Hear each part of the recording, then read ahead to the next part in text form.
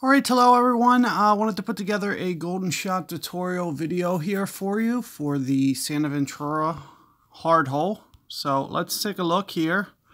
The first thing that I just want to kind of briefly mention is about the overall rings here. So we are going to be using the golden long iron here.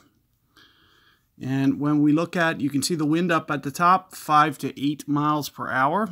When we go to the golden shot bag, look at the iron, we're looking at roughly usually 1.7 per ring. However, we're more towards mid club, which typically ends up kind of changing the ring place slightly, maybe to like 1.9-ish, for example. However, you're going to see some slight elevation as well. I usually use about maybe +5. Like if I'm using the new wind directional, I'm going to need to use maybe +5% typically on this hole.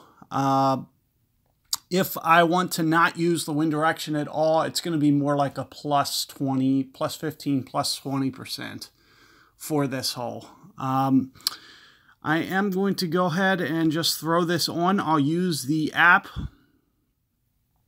to help you guys try to work through this, especially if you're having a little bit of difficulty with using the new wind direction and slider positioning. I wanted to go ahead and put this guide together for you guys. So let's take a look here. What I typically do is I typically do left as long as it's possible. Which for most situations it's going to be. So let's take a look here, 5.2. Wind in the face, we're going to be pulling up towards max, so about, maybe like 3 rings here in this situation. I'm going to need to use most of the curl here in situations when it's pointed this direction. So you can see that I'm just trying to bump that second bounce up there. And we're going to use right around 3 rings here. And as I mentioned, in this case, I am just going to max this out because it's gonna be a little bit tougher to get it all the way over towards the left. And here you can see that it shoots up towards the hole. Just a little bit too much curl, just barely. This is going to be a very, very challenging hole, actually. So, don't be too discouraged if you are having trouble. There's an end bringer upgrade. That'll be a good one. Because this is a very, very challenging one. And this is kind of an example here. I might go ahead, depends on how strong that wind gets. If I get one that's like way pointed towards the left, I might just go ahead because I'm a little bit worried that if I try to, because I just max curled there on a 5. And I could see we have another left wind coming. That might be the only time I flip over to the other side. Now, why do I usually go left here?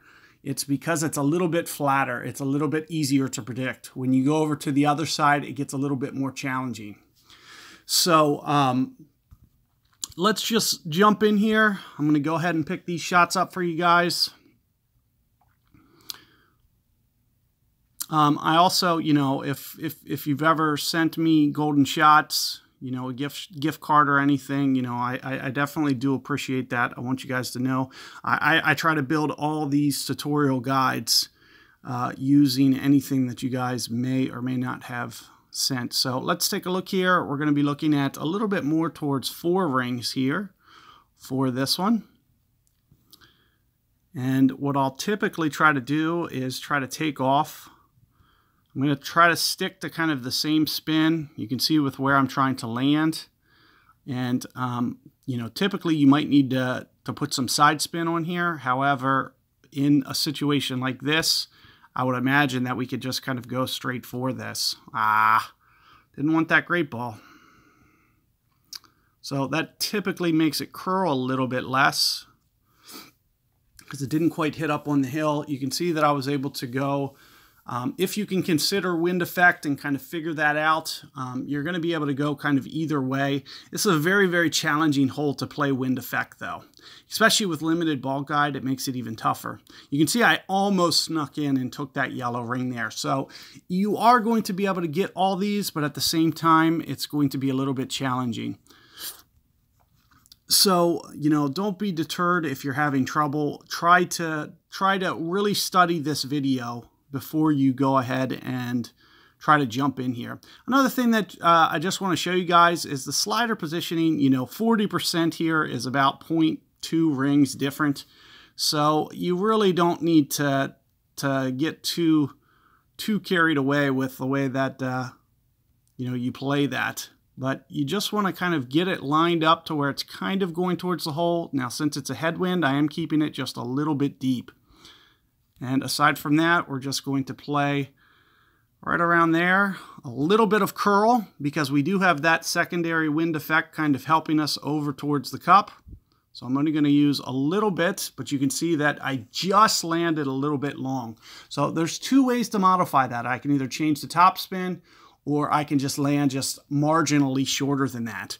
So with that in mind, it's going to be very touch and go with, you know, how well you do on this. Because as you can see, just a little bit of extra momentum. If you're just a little bit off, it's going to come in a little bit too hot, and vice versa. If you bring it in with too much backspin, it's going to check up. So you do want to watch that as well. But you'll see some of these other winds. I won't have to do too much here. And keep in mind, in this situation, I'm going to be pulling up towards min club a little bit more. So I might come down here, 3.2-ish rings. And I also anticipate I'm going to need just a little bit of curl for this one as well. Now, anytime you're talking about tail, oh, shoot. So let's see if I can get this. Nope. So you can see that you'll cost yourself completely if you, you know, don't factor in everything right and get that perfect ball here. As you can see, it just doesn't have enough to slide over towards the right. I tried to make a quick move right at the end there, and that's why my timing was late, because I was trying to change my curl just slightly. But you'll want to try to kind of stay between this much curl, you know, or backspin. I mean, like kind of under half a bar, and you'll just try to consider that wind effect. So you can see that in this situation, you know, I'm kind of keeping it a little bit deep. It's because it's a tailwind. And I am very close to mid club, so I'm only going to play this 3.0 and see if I can't get this curl down here. See what this looks like. Not quite enough curl, but you can see that it has the right idea, and you're just going to need to be just really perfect with that wind effect and being able to consider everything. You know, sometimes you may not even need to curl it. So this, now you can see that the wind's starting to get just a little bit stronger. So I might even not even need to curl this one. So again, very similar wind to this, mid-ish club, a little bit more, 3.6 on the rings. And as I mentioned, you know, with the curl, the stronger that wind gets, the less I'm going to need it. So here I'm going to pull up, and maybe right around here, I'm thinking. So very, very minimal, and you know, there's a chance that you won't need any on certain times. In fact, I mean, this is kind of one of those. You can see that it just kind of deflects just a little bit too much to the right. So it will be challenging to get those two rings. However, you will be able to definitely get this. You could clear this, but at the same time with the limited ball, and not to mention landing on a side hill like this, it can be a little bit challenging to get the adjustment just the way that you want. So let's see if I can't finish on a high note here. I was just outside that ring once or twice already.